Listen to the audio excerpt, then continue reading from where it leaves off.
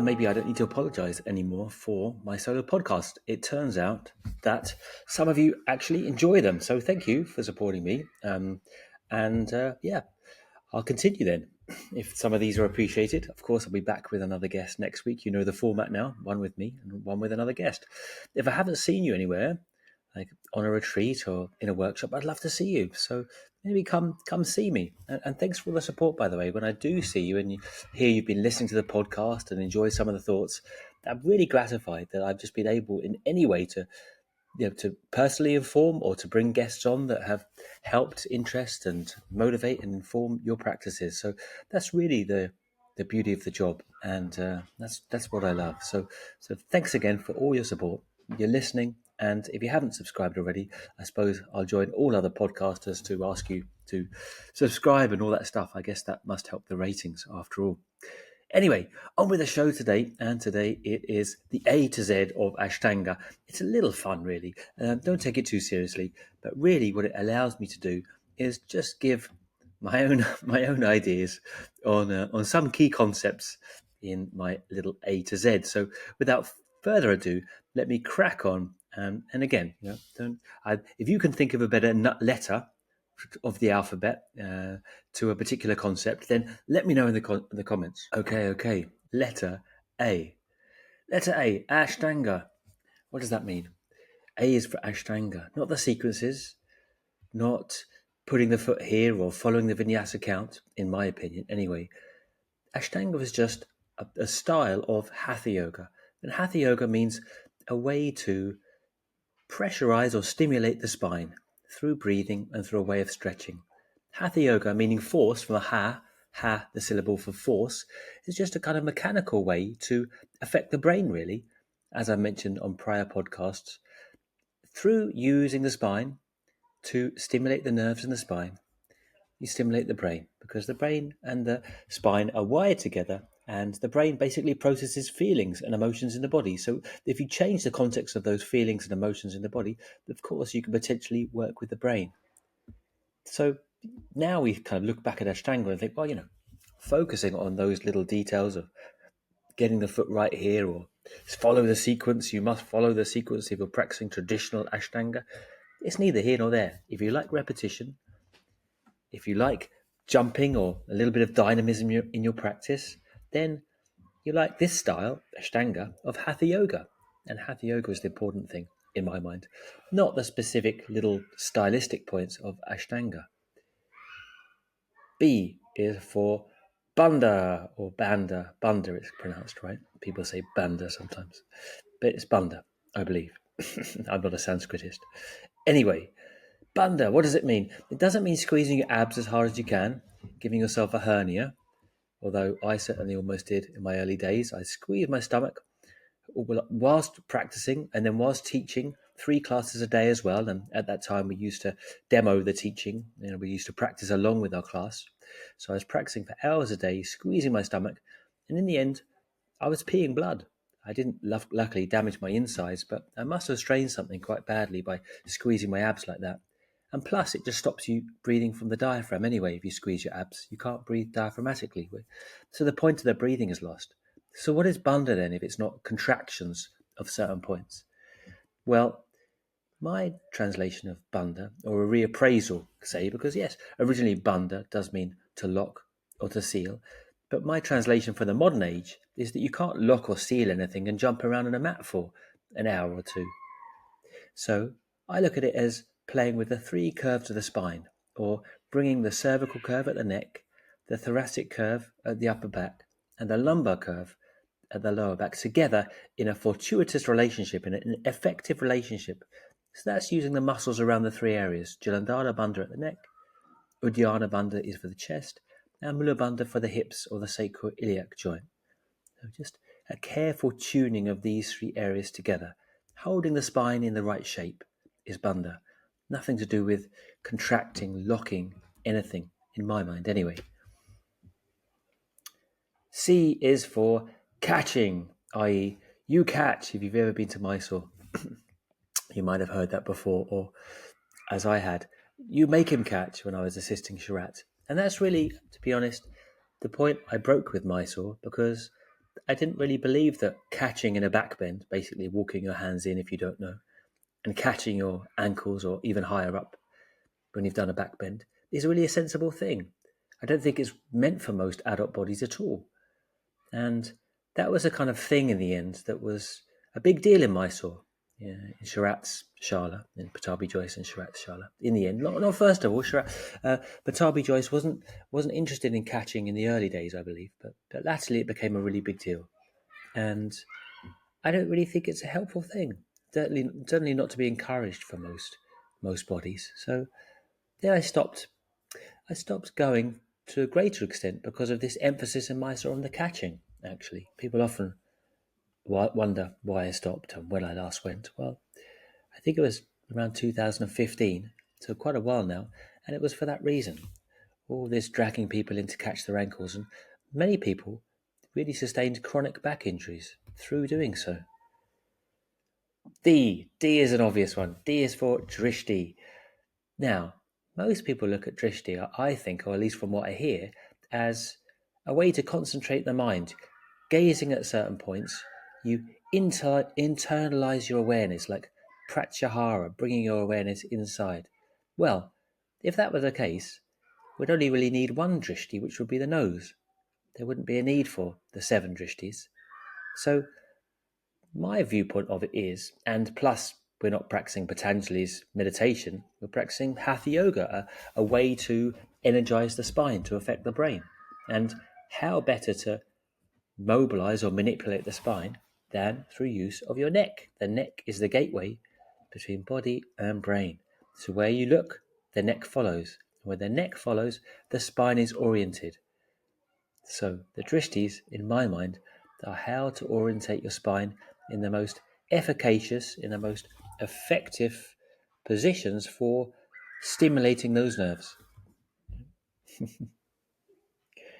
E is for enjoy it. I know that sounds obvious or perhaps cliche, but I don't think we really do enjoy it that much these days. At least the context around Ashtanga isn't really to enjoy it. I think in this current era, we've become all very austere and stern and serious. And those 70s hippies that first went to Patabi Joyce, they were all about having fun in the practice. And Patabi Joyce used to encourage them to do handstands and add little bits there, here and there. It was about having fun. After all, why can't we celebrate the body as well as do something, in inverted commas, spiritual? Why should the two be mutually exclusive? Why should we suffer to do something spiritual? It doesn't need to be the case. Why can't we enjoy it as well? Now, it's all become, as I said, perhaps a little bit serious, and we could all do with a bit of a light-hearted dose of that early Ashtanga spirit. After all, those early teachers in the afternoon, they used to have to come back twice, by the way, to practice, once in the morning with Patabi Joyce, once in the afternoon with Manju and Ramesh, his brother. And in the afternoons, they really just had fun, walking around the room on their hands, mucking around with Manju, teaching them. So E is for enjoy. F is for free breathing. Latterly, that Ujjayi instruction, Ujjayi breath from Patabi Joyce, was rephrased by Sharatji as free breathing with sound. Now, neither term does it for me. I think Ujjayi term tends to make people focus on making a big sound, and if you make a big sound, it involves contracting the muscles of the neck. So you just breathe very shallowly in the collarbone area, in the upper chest, which wasn't the idea. But then free breathing suggests that, well, you're just breathing normally, and it's not a normal breath either, because a certain vacuum is created with the diaphragm and with the narrowing, not the contracting, but the narrowing of the aperture of the throat. So it's not free breathing either. Yep. I think the best way to think about it is that what you're trying to focus on is the diaphragm drawing the air into your body, and the sound is an extra thing. So don't focus on the sound at all. It may happen a little bit, but that's not the point. This Ujjayi breath, I think, has got, in a way, a lot to answer for an overstrained breathing that really isn't very good at all and involves contracting the neck, which is the major point of trauma in our bodies. The neck, it reflects our parasympathetic, sympathetic nervous system state, and we don't want to continuously strain that area to make this big sound. So think about Ujjayi breath, or maybe reappraise Ujjayi breath and free breathing to define the diaphragm. The diaphragm is how we breathe. G is for grabbing. Now, I recognize this is not my strongest letter, but I couldn't think of anything else for G, so maybe you can. Grabbing, what do I mean by that? People often say, which hand shall I grab? Or how should I take this foot? Or should I hold my hand like in this mudra? Like in a certain way? I think that those particular details are the least important aspects of the practice, the most important being to affect a right tension on the spine. So a stretch that pulls into the center, that's anchored through the spine, that puts a charge up through the center of your body. And the least important details probably really are what the hands and the feet are doing. Although you can work inwards from the hands and the feet, right? Understanding your body from out to in, but actually what they do is neither here nor there. What hand grabs or what hand catches in a bind, don't worry about it. Those are just stylistic things, and sadly I think they just designate belonging to a certain group or belonging to a certain teacher's group. I don't think that they're helpful, and unfortunately, just like my A for Ashtanga, they tend to dominate the narrative rather than the really important stuff, sadly. H is for help in a posture. Now, really, A could have been for adjustments, which is what I mean here. Help in a posture doesn't mean pushing a body, in my opinion, further than it can go. If it can't do it naturally, then I don't think it's sensible to try and push it to where it can't do it itself. All that happens is the joint takes the stretch. What do I mean by the joint takes the stretch? I mean that the muscle isn't supporting the joint, and the ligaments are doing the stretch for you. So because the joint is weaker than the muscles. So when you push on a body, the weakest place will take the stretch, which is exactly the place that shouldn't be more stretched. The joints should remain stable, like kind of tight almost. Yeah? And the muscles should move the joints. So if you can't move your body in an active range of motion, I don't think encouraging a passive range of motion with the adjustments is sensible. And also, adjusting a body to a shape other than it can do, it tends to give this kind of feeling that, well, my body isn't okay. I've been adjusted by the teacher because I'm wrong and I need to be put right. That kind of old thing again. I don't think we've done anything wrong. I don't think we're wrong. I think we're fine as we are. So adjustments as if you're wrong and need to be put right, and the teacher knows more than you and will put you right. I don't believe in that whole kind of thing. How I use adjustments are twofold. Either get the person to push against my pressure, so they're pushing actively against my pressure, and they feel their muscles engaging. Yep. Or just holding the person with a hand or two on the body and embracing them, embracing the body as it is. So hopefully we can embrace our bodies as they are without feeling that we're constantly lacking, inadequate, need to be changed, need to be better. I don't think we do, as I said. I is for injuries. Now, well, help in a posture, being adjustments, results often in injury. But more than that is the kind of cultural milieu, meaning the context around injuries, how we process injuries. Like in Ashtanga, we often say, it's an opening, or just push through it. It's part of the process. I don't think it's any of these things. Injury, to me, always has to be taken seriously. It's a sign to back off, and reassess. Something has gone wrong, and the key is always behind you. Look back and find out in the earlier postures, in the early movements, if there's something that could be gone into more, could be done in a different way. Maybe it just needs to be not done. I mean, the first thing in terms of healing injury is simply to not do what's hurting. Simple as that. You won't lose anything by not doing that posture for a while. You just need to often give the body a rest and then strengthen the area that is injured. So twofold with injuries. Yep.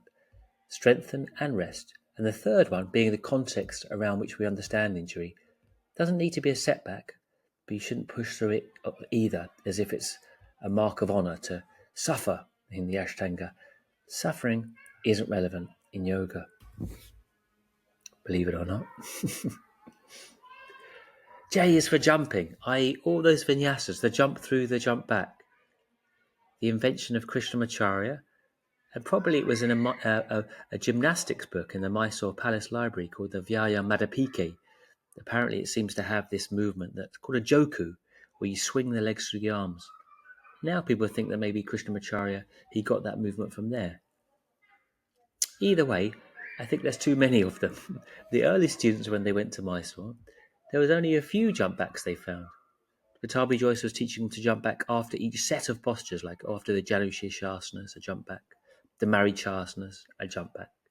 Then now we jump back so much, and often our energy and attention as well is structured or focused on the jump back and not the asanas themselves. So the jump back becomes the main thing. And it's unfortunate, and because it shouldn't. Nevertheless, it's useful to persevere and do them a little bit. Try it in the way that you can. Not that everyone has the genetic capacity, I think, to jump back. I think most people have the capacity to do a jump through, even if you need to use blocks. Yeah? And they can be useful. They are useful because they really engage the abdomen, the lower abdomen, and the stomach being the seat of our digestion. Health in the body is well restored, let's say, by the jump back. Remember, in the Bhagavad Gita, Krishna says, "I am the digestive fire." That's sacred. The digestion is sacred because the stomach is the second brain. If the stomach isn't good, then nothing else in the body will follow, either mental or physical health. And the jump back, jump through, if you do them in the way that your body can do them, and all of us can get the same work, even if we can't do the whole thing, can really help. K is for Kapotarsana, Capo. Yep, that advanced back bend in the intermediate, the second series where you catch your feet. Yeah. Well, what was I going to say about Kapotarsana? Again, probably you could think of a better K. Well, that was it. I would take this opportunity, again, I'm using the terms, aren't I? I take this opportunity to say, look, the sequences weren't designed around adult bodies. They were designed for children. Kapotarsana is one perfect example of this. It's a too deep a backbend for most adult bodies. It just isn't relevant. Doesn't mean you have to scrap it altogether. Do something there as a placeholder. I often say, mark the space with a space holder or a placeholder. Lie over a block. Catch the yoga wheel, you know, that round plastic wheel that's popular these days. Put it on a cushion so it's a bit higher. Go back over that wheel. Do something there. Do Ustrasana again. Yeah, but don't force yourself to do a posture that was meant for young boys, because it may well not be for your body. And again, someone said to me a while ago, just because you can doesn't mean you should. If Kapotarsana is leaving you stiff, hurting you a bit, then probably, even though you can do it, you should consider doing it. Maybe don't do it, basically. And nothing will be lost out of the whole overall benefit of your practice whatsoever. L is for lazy. You know that Patabi Joyce quotes, unhealthy people, they can do yoga. Old man, he can do yoga. Sick man, he can do. Only lazy people cannot do. I don't really like it, because I kind of feel that a lot of the time we're struggling with our mental states, And I don't think that putting that extra emphasis, oh, you're lazy, why can't you be motivated to practice today? Why have you only been able to do 15 minutes? I don't think that's a helpful refrain to bring into one's practice. I remember David Swenson saying to a group of us years ago, don't think that I get up every day and think, oh, yoga, I'm so happy to see you. For all of us, me included, getting on the mat every day is a struggle. There's tamas in the mind. There's tamas in all of us. There's an inertia. Yep, a pull towards the inertia, lethargy, laziness, and we all have to fight that. And to be honest, it gets a little bit easier, but it never goes away. Yeah, wish to just not do it. So you have to use tricks to make yourself do it. But framing yourself as a lazy person or beating yourself up, I'm lazy, that's why I haven't done it. No, the whole process is dealing with your mind states, and laziness is a part of it. So a part, in a certain sense, then to be embraced, not rejected. It's part of the process, that's what I'm saying. Don't blame yourself for your laziness. We all have it. M is for money. Money in yoga. It's a tricky one, isn't it? I think a lot of the yoga now is really priced high. I try not to, in what I do, price it too high, because I was never a professional with a lot of money. So I recognize that as many people as possible who can't necessarily afford yoga should be able to have it. Nevertheless, there is something about a money exchange, exchanging something for one's energy. And I think how you value yourself is also tied up around money. So although it's a bigger subject, and maybe I could do a podcast on money itself and yoga at a later date, I think the way that we understand and handle money together is a big part of the process. Yep. To give money is appreciation for services, and to charge money, that knowing that we have something to give, and to know how to charge, and to be able to also look at mitigating circumstances, what selling means, so money, how much money is enough, but also how, when you broaden your scope, so if you say, well, in yoga these days, if we want to make as much money as possible, you have to widen your net, as it were, popularize what you're doing, water it down in a sense to appeal to the most people, to get the most people to come to your class, you see. So that's the danger, I think, with money, especially with yoga, is it's a numbers game. And the numbers mean you often have to water down your teaching so much to appeal to the, let's say, lowest common denominator, the average person. Yeah. So, there's pluses and minuses, a bigger subject. N is for no dancing. Sharat used to say that, Sharatji, in Mysore, when you were doing Utthita Hasta Padangusthasana, standing on one leg, and you were jumping around, like trying to balance. He used to say one of his jokes, his dad jokes, no dancing. I put it there just because I wanted to touch on Sharat, so it was a way to do that, really. And I still feel so much, I think, as all of us do, I especially feel still conflicted, because the way that Mysore was the last years, we can't say what direction Sharat would have taken it, was it felt to me quite austere, quite rigid, encouraging a certain approach, and quite exclusive, like to people that could do it like that. On the other hand, I had a great time myself in Mysore. I had much affection. I mean, affection wouldn't be the right word to describe a teacher relationship with Shiratji, but the respect, I don't know how to say really, but a reveration, of course, I held him in. But then on the other hand, the direction that I saw the Shala go, in a sense, from Patabi Joyce to as Sharat took over the years, perhaps wouldn't have been the direction I would have most liked it to go, let's say. But yeah, a lot of feelings around that, and I think a lot of us still do have a lot of feelings around Sharatji's untimely passing. It's still totally unbelievable to me. He's gone. O is for opening, as in it's an opening. Right? It's an opening to push through something, push through the pain to an opening. I kind of went through that already, didn't I? Opening the body. But what does that even mean, opening the body? Like a can opener, right? You just like a cranking us open. I think really it's about time we look at opening the body as a much deeper proposition than simply there's tension in the body, and if we as a teacher push against that tension, or as a student push against that tension, we'll open ourselves. Nothing will happen. Even if you do manage to push against that tension in the body and achieve Kapotarsana, leg behind head, whatever, nothing of great consequence will happen at all.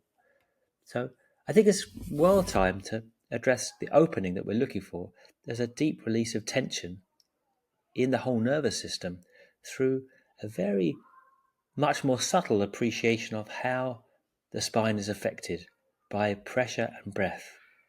But at least, I know that sounds a little bit esoteric, of course, but at least to look at the whole process as much a mental and emotional opening, nothing to do with the physical flexibility, let's say, as it is about physical opening, because I think it's easy to conflate physical openness with emotional, mental, or spiritual openness, let's say.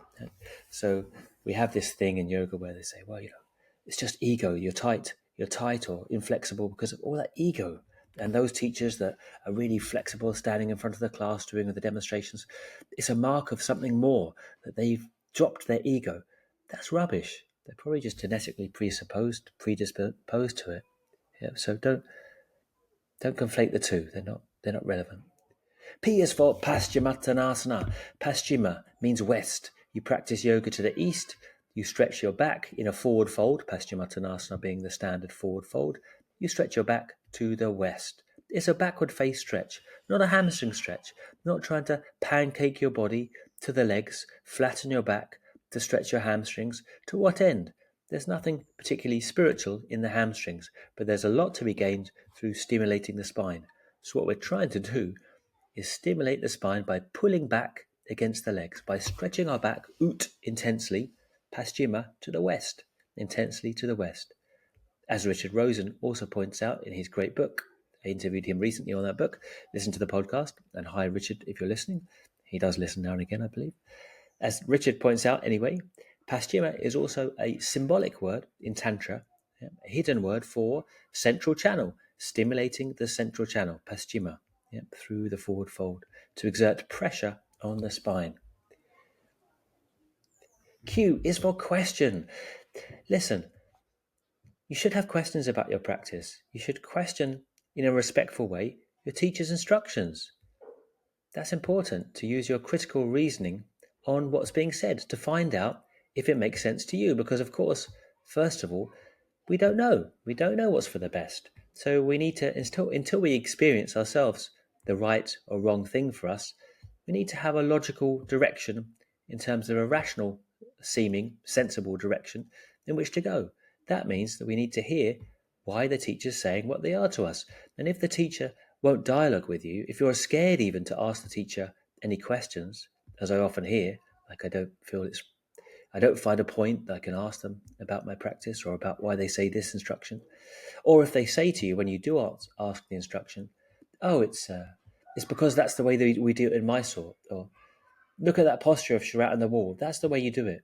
That's not an answer in my mind. As much as we ought to be respectful of a teacher, because, probably the teacher has greater experience in the practice than we do, we hope at least, we also need to bring back around our own experience in the process, and that means to dialogue with the teacher. And if they can't give you a sensible answer as to why they're saying what they are, then, well, perhaps it's time to reassess whether they're the teacher for you, would be my opinion anyway. It's a democracy, I say, not a totalitarian regime. Yoga teaching, that is. R is for rules. Kind of like with the enjoy it thing, in the earlier letter. Too many strictures these days. Too much stricture, I believe is the right way to say it. Too much rule-bound Ashtanga teaching. Look, the rules are there for you, not the other way around. Not to bind you, but ultimately to liberate you. So a method needs certain rules, but also those rules need to be adapted to the individual. And we also know a skillful person and teacher knows when to use the rules and when to break the rules. So just slavishly following the rules isn't the idea.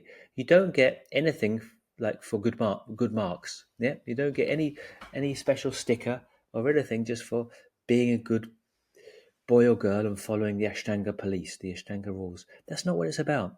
It's a method to help you find your own freedom, not to constantly entrap you to someone else's rules. At least, again, that's my perspective.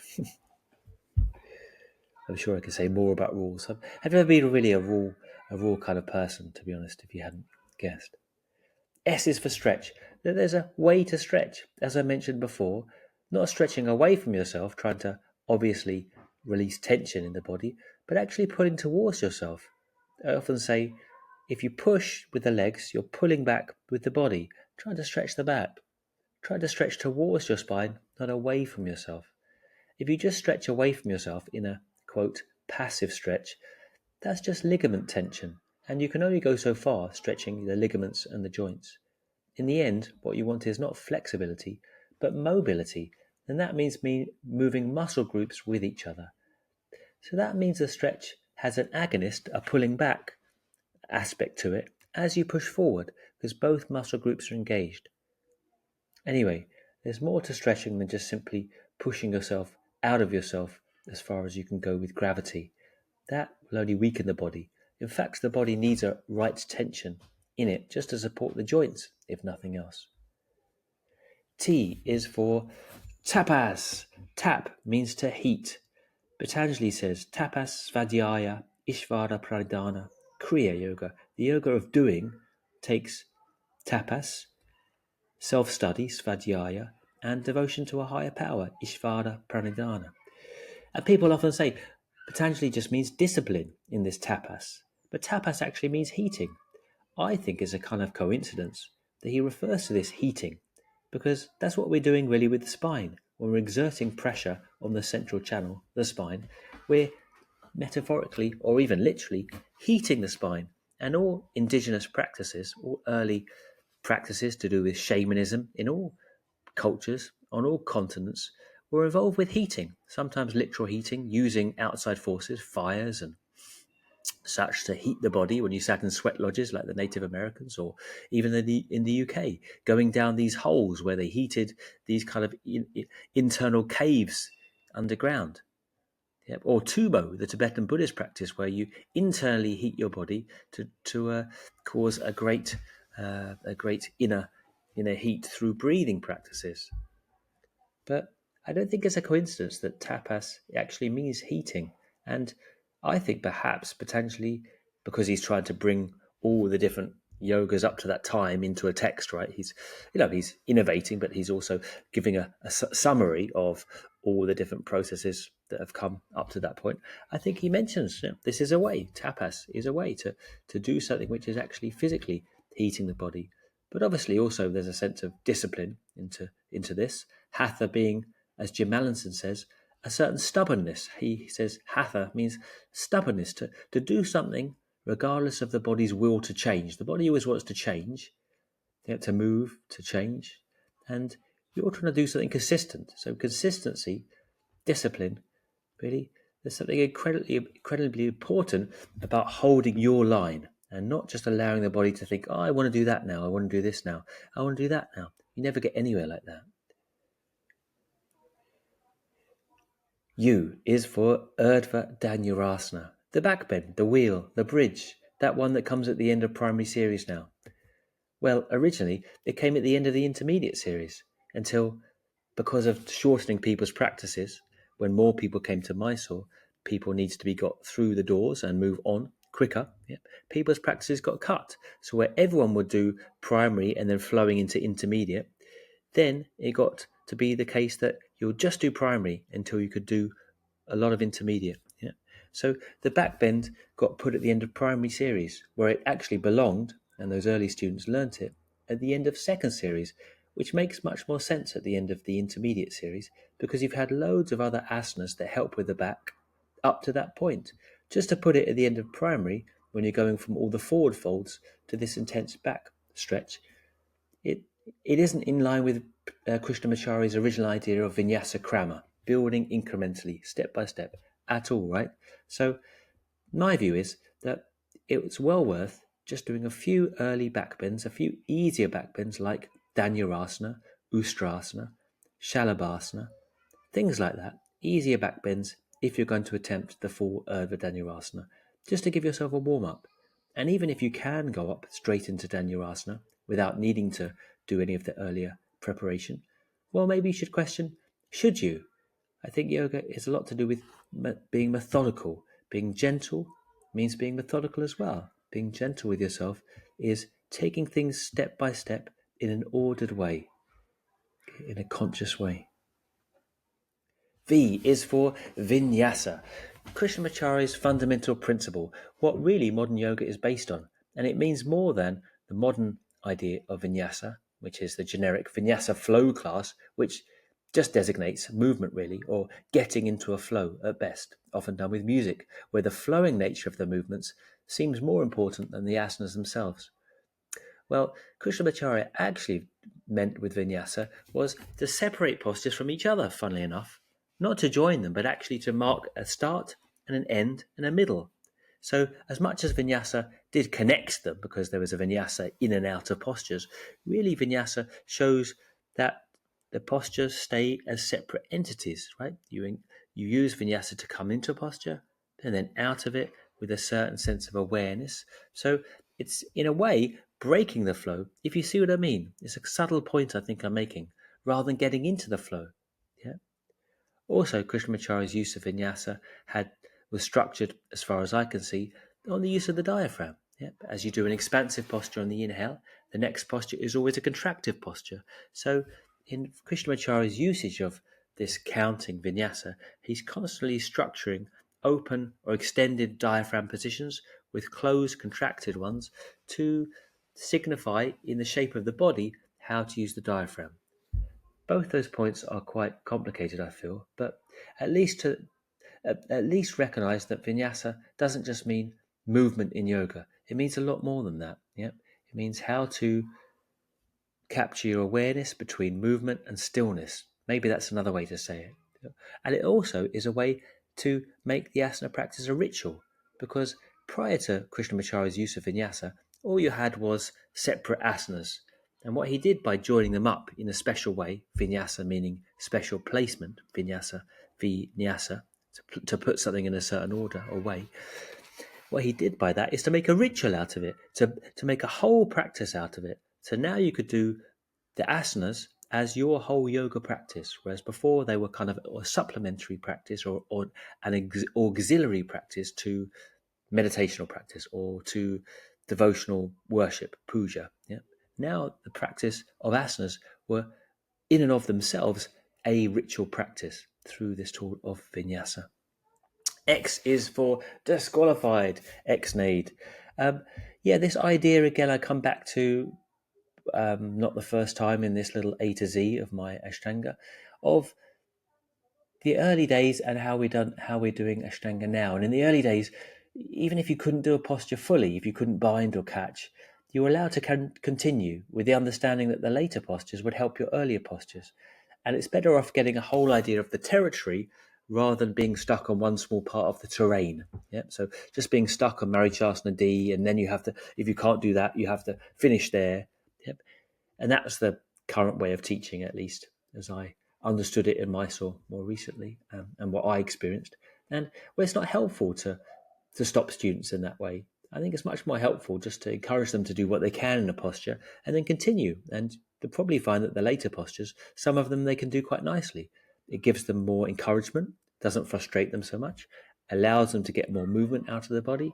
And yeah, it just makes sense, to be honest. I can't see any benefit in this stringency about gatekeeper postures. I hate the term. Get the whole outline of the whole two practices, in my opinion, the primary and the intermediate, make the whole outline and then gradually fill in the blanks over time. And that's the way that Nancy Gilgoff said that she was taught it. Right? When she came to Mysore, she was so weak, Patabi Joyce held it in all the postures until she could do them herself. Yeah. So X is for don't allow yourself to be disqualified. There's two series to enjoy. Y is for why hurry. Shiraji often used to say that after, what was it? Supta Konasana, where you roll up and you touch down. And well, generally he used to say that when people skipped vinyasa count or hurried forward. This is a point to say that I think that we do tend to practice too fast. I think that originally, again, it was practiced for 10 breaths in asana, and I think there's a big argument for practicing slower and holding the asanas for a little bit longer. And moreover, more than that, adding a bit of variation. So perhaps one day you just practice primary series for 5 breaths a count. The other day you do 10 breaths a count and do half of that because you've still got the same amount of time. So you do half of that, but you hold the posture for 10 breaths. And another day, perhaps you do another part of the series or half of primary and half of intermediate series, which takes me to another point, which I could have said for V as well, which was variation. As much as it's good to, and especially when you're in a teacher's class, to stick to program, to stick to the way it's done. Yeah. Also, I believe that some of the time, at least, we should practice at home on our own. And when we practice on our own at home, we should vary things. Repetition is a great tool to increase awareness, but repetition, too much of it, is also the best way to dull awareness. We need to balance variation with repetition. Z is for Zoom, my last letter. I didn't believe that Ashtanga could be taught on Zoom. I didn't believe that yoga could be taught on Zoom. And then it was. Coming online was one of the best things I ever did at the start of COVID. I love it. And it allows people to practice from the comfort of their living rooms. And as I say, at that point, when they're not in a group class, we can allow a little bit more variation. And certainly, they're probably a little bit more internalized or a little bit more relaxed in an introverted state than they are in a class setting.